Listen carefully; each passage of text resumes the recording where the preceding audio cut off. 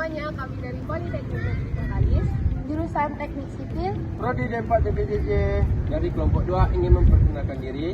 Saya Ahmad Gifani. Saya Muhammad Ramadan. saya Anissa Kurnia Aulia, saya Selvia Maya Sofi, Saya Rafli Akbar. Saya Arif Fidul Fandi. Kami bahas video tentang Memperkenalkan lab dan alat. di jurusan Teknik Sipil, terutama di bengkel kayu. Selamat menyaksikan. Sekarang kami berada di depan bengkel kayu dan perancah. Selanjutnya, kami akan mengenal fungsi bengkel ini serta menjelaskan apa aja sih alat yang ada di dalam ini.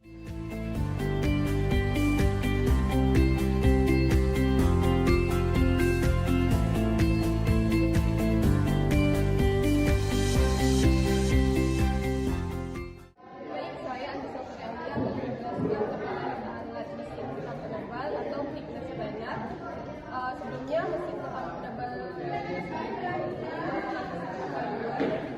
menyerap permukaan kayu dan menghasilkan ketebalan kayu yang seragam sesuai ukuran yang diinginkan. Mesin ini bekerja dengan cara mengalirkan benda-benda melalui ruang jari yang menuju pisau yang digerakkan dengan kecepatan tinggi sehingga lapisan permukaan kayu bergerak tahap. Pengaturan ketebalan mesin penyurutan dilakukan dengan menggunakan dan meja kerja menggunakan roda pengatur yang terdapat pada mesin. Hasil pengerjaan mesin ketam penebal umumnya memiliki tingkat kecepatan yang baik.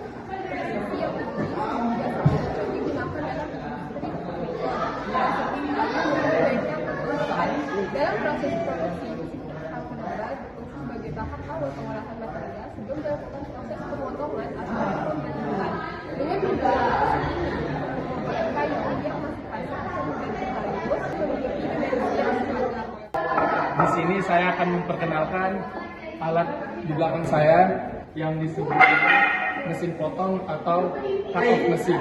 Alat untuk kami yang digunakan adalah cut off mesin bekerja untuk perkakas atau juga yang ada di pabrikan atau produk otomotif yang untuk memotong alat keras dan padat.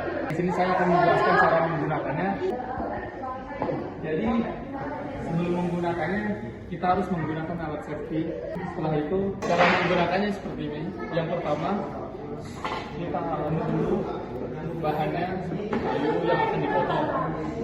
Taruh di sini. Setelah itu kita sudah sekarang yang ingin dipotong sudah terukur. Kita bisa langsung memotongnya dengan menghidupkan alat tersebut.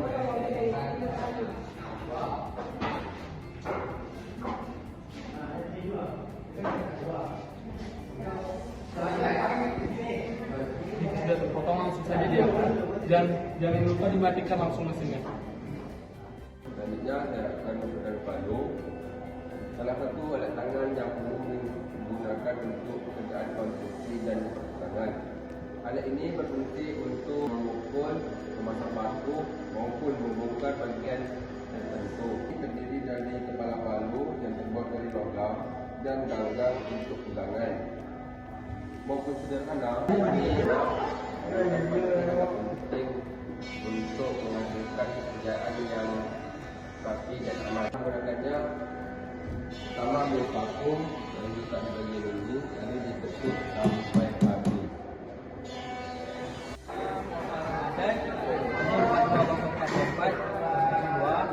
Saya pada video kali ini akan membahas tentang ketam rata manual inflate.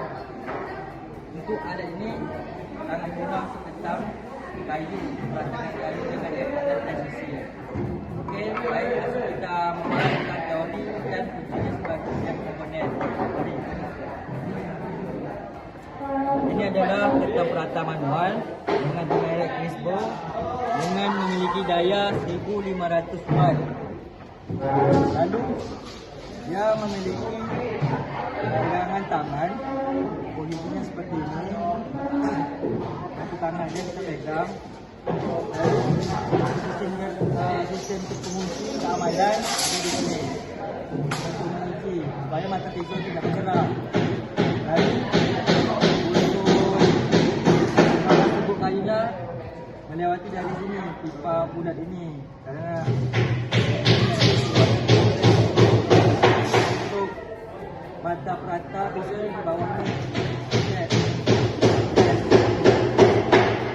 materi saya di sini ada dua remaja.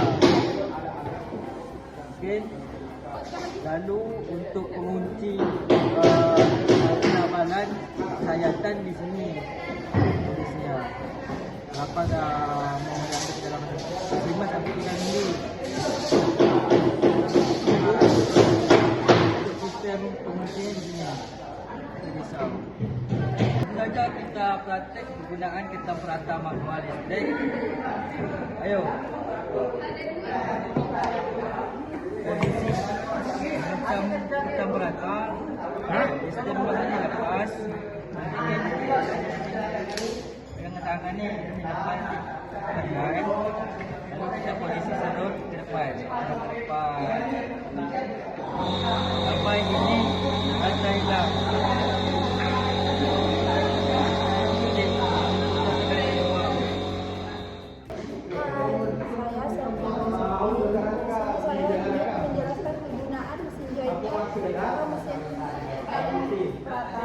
Mesin jointer adalah mesin pertukaran kayu yang digunakan untuk meratakan dan meluruskan tumpukan kayu atau membuat siku. Di sini saya akan menjelaskan cara penggunaan mesin. Yang pertama, kita hidup mesinnya. Siapkan kayu.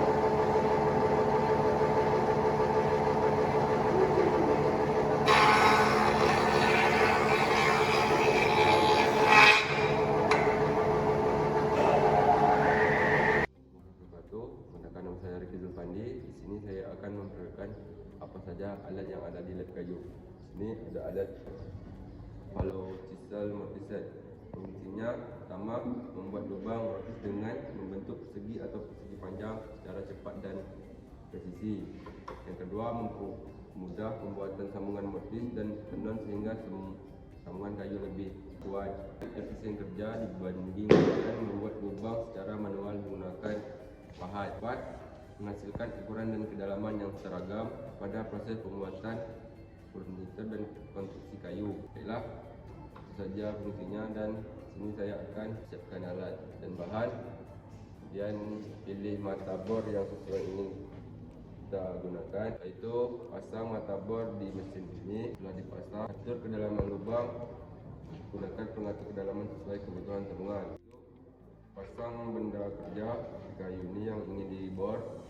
Nah, itu menyalakan mesin. Ini tombol mesinnya sudah dihidup. Setelah itu buka pengeboran. Kita turun pelan-pelan mesinnya.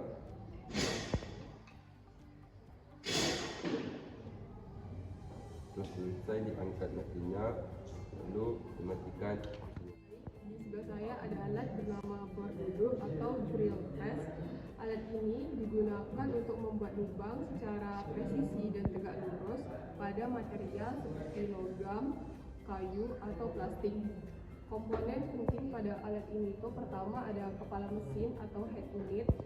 Bagian ini tuh berfungsi untuk melindungi motor listrik dan sistem control atau pengatur kecepatannya. Kedua itu ada tuas pemutar atau spindle feed. Pada batang 3 cabang yang diputar manual oleh operator untuk menurunkan mata bor ke arah material. Lalu ada meja kerja atau worktable. Plat persegi di tengah yang ketinggiannya itu bisa diatur dan memiliki celah untuk memasang ragum atau penjepit material. Lalu ada dudukan bawah atau base plate. Fondasi besi cor berat di bagian paling bawah yang bertumpu pada meja bengkel untuk menjaga stabilitas mesin saat digunakan. Untuk cara penggunaan mesin ini itu pertama sebelum kita melakukan pengeboran itu ada penyetelan terlebih dahulu. Pertama-tama kita harus menyesuaikan kunci atau mata bor yang akan digunakan.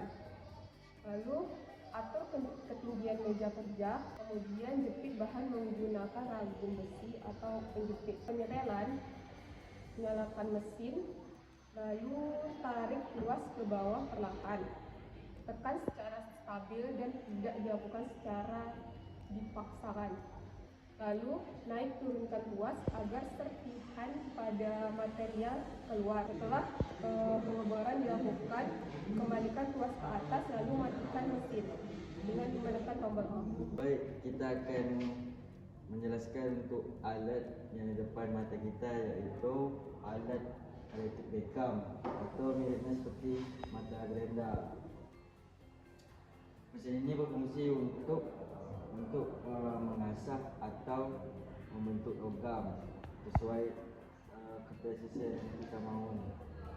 Contoh alatnya seperti ini. Ini adalah alat gerenda yang memiliki dua roda gerenda, yaitu kanan kiri untuk kasar dan halus, dan yang terdapat di depan yaitu bilah besi yang panjang yang berfungsi untuk mengatur kepresisian untuk mengasah atau membentuk logam sesuai yang kita mahu. Dan dia memiliki dua putaran. Putaran ini untuk memaju, untuk mengatur berapa ketebalannya, dan ini untuk mengatur berapa kemiringannya. Mungkin untuk mesin ini mengenai tombol on off, mungkin bagian di sini. Untuk dayanya mesin ini sekitar 350 watt. Selanjutnya di sini saya akan memperkenalkan alat yang ada di lab kayu, yaitu mesin untuk mengelas Rayon Pro atau disebut output 140 ampere tenaganya, dan ini menggunakan tenaga listrik. Saya akan mencontohkan bagaimana penggunaan. Ini adalah penjepit untuk melakukan besinya seperti ini misalnya, dan kita akan mengelas menggunakan alat yang di tangan saya ini. Jika sudah, sebaiknya dilepaskan berhati-hati.